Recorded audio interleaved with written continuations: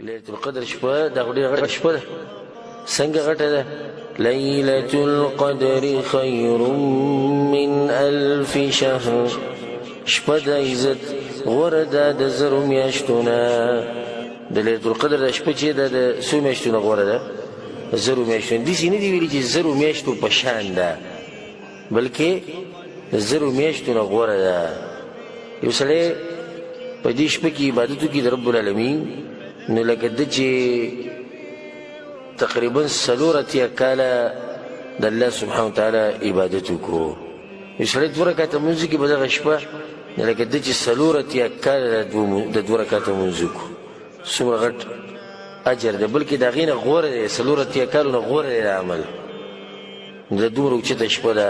اوچتوالي وجه دا دی چې په دې کې قرآن نازل شوی، او دا د فایدې لپاره چې یاد ساتي د مخکیني کتابونه چې کوم دي د نورو امتونو ده دم په روژه کې نازل شوي. روژې د میاشت یې د ډېره اوچته میاشت ده، د قرآن په کې هم نازل شوی دی، او د مخکیني کتابونه چې دي دا په کې هم نازل شوي. رسول صلی الله علیه وسلم د دې شپې مبارکې وایي فيه ليلة خير من 1000 شهر. وایي د رمضان په میاشت کې یو شپه راځي چې هغه د زرو میاشتو نه غوره ده. من حرم خیرها فقد حرم. څوک چې د دغه شپې د خیر نه محروم شو، نه دی د هر څه نه محروم شو. او دا د بعضو کسانو بدبختي ده چې دې خبرې ته توجه نه وي. د روژې د اخرني 10 ورځې د نیکان خلک به کې د الله بندګۍ له زور ورکړي، او دا بعض خلک به یې ګناهونو له زور ورکړي او بازارونو له زور ورکړي، او خوشحالیانې کوي چې روژه ختمېدو واله.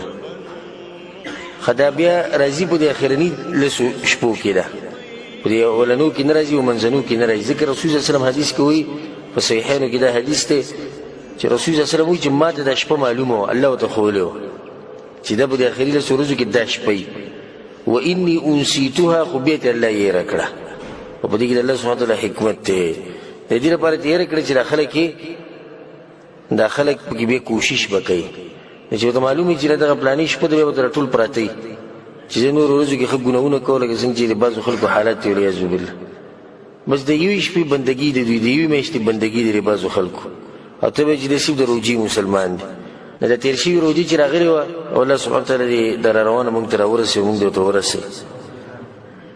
نه ډېرو کسانو پکې سپینې ټوپۍ اچولې وې، جماعتونو کې به ناست وو، قرآنونه به وي. بیا چې روژه ختمه شو، د هغو هغه هر څه ختم شو، لکه د الله چې په روژه کې وو په نورو میاشتو کې نه وي، والعیاذ بالله. نو ځکه الله سبحانه وتعالی دا شپه پټه کړه، لکه څنګه چې مرګ پټ کړی دی.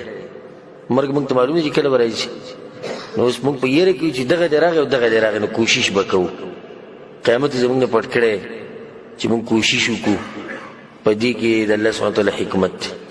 نو دا په دې اخري 10 شپو کې ده، او بیا په دې اخري 10 کې رسول الله صلی الله علیه وسلم وایي وانها فی العشر الاواخر فی وتر. په دې اخرني 10 شپو کې ده، او